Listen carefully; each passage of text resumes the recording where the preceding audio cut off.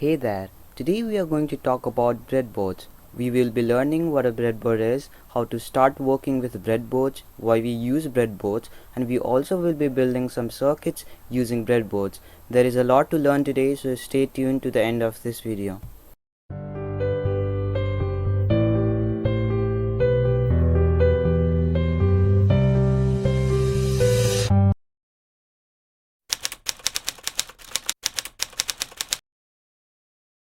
What is a breadboard?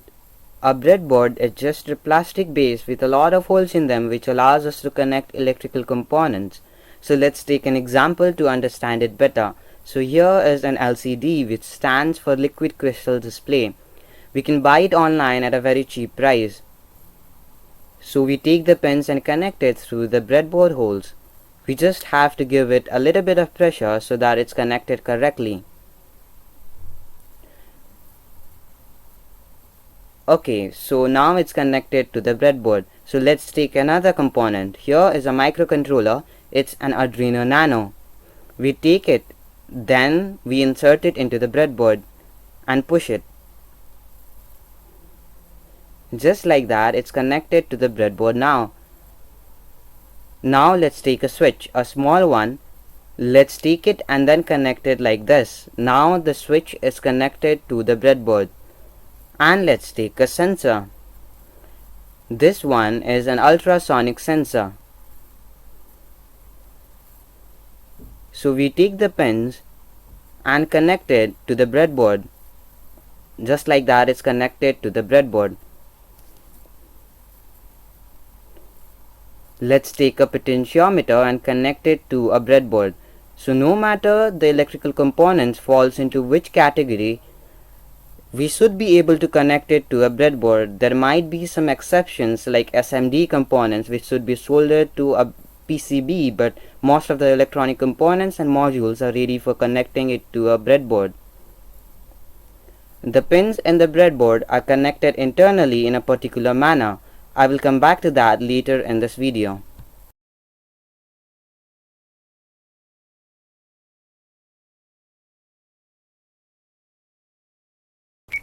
Here we have a breadboard. As you can see, there are a lot of holes through which we insert components and connect to each other.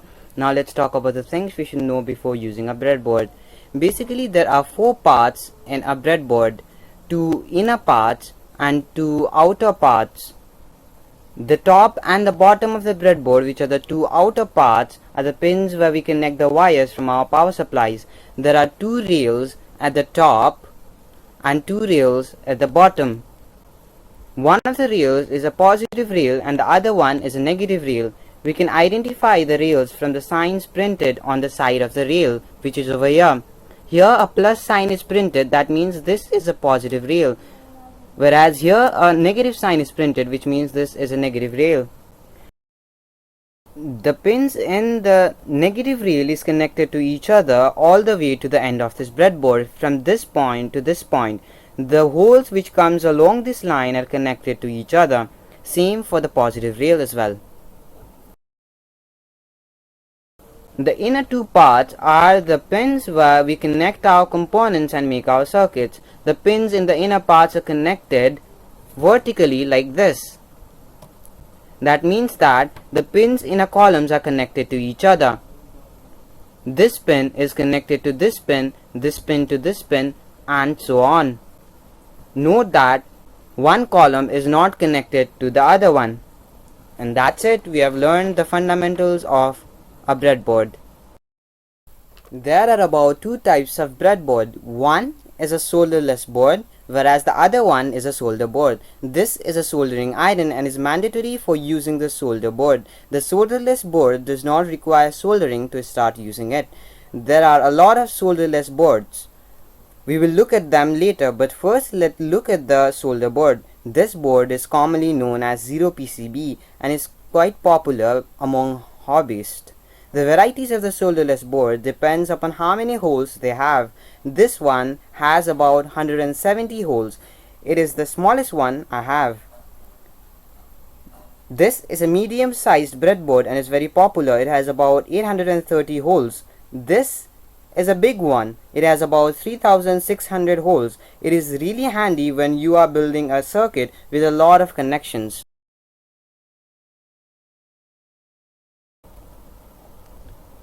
As we know the basics of breadboard and how it works, let's build some circuits. So today in this video I will be teaching you how to build a circuit which lights up an LED. So before building that, let's get to know more about an LED. An LED is a light emitting diode which converts electrical energy into light energy. It has two leads, one is a longer one and the other one is a shorter one.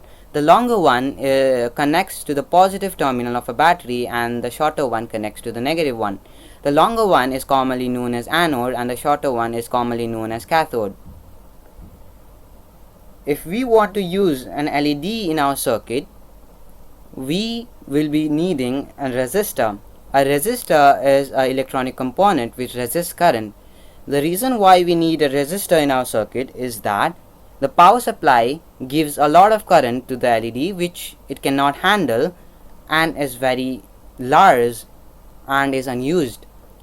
So because of that, the LED heats up and eventually damages itself or even explode. So to prevent it from happening, we just insert it in our circuit. We can use a resistor between 50 ohms to 500 ohms as well. So we will be needing wires to hook up things later, and we will be needing power supply to power things up. So let's get building it. So the first step of the circuit is that we bring in the wires from the power supply and connect it to the respective rails of the breadboard. So here I have two wires. One is white, which is positive, and one is black, which is negative. So I will connect the white to the positive rail and the black to the negative rail. The second step is to bring in an LED and connect it to the breadboard.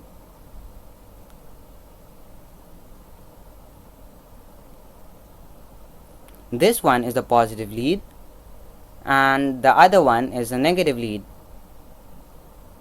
So the third step is to bring in a resistor and connect it to the positive lead of the LED. As the pins in one column are connected to each other, we have to connect the resistor to the same column as that of the positive lead.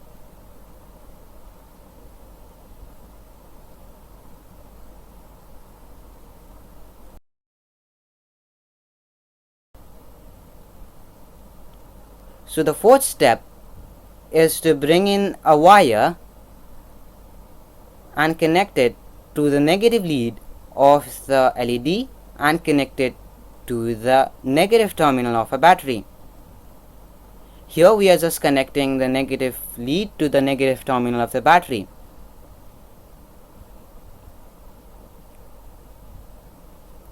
The final step is to bring in another wire and connect to the same column as that of the end of the resistor and connect it to the positive rail of the breadboard. And that's it. We made our circuit.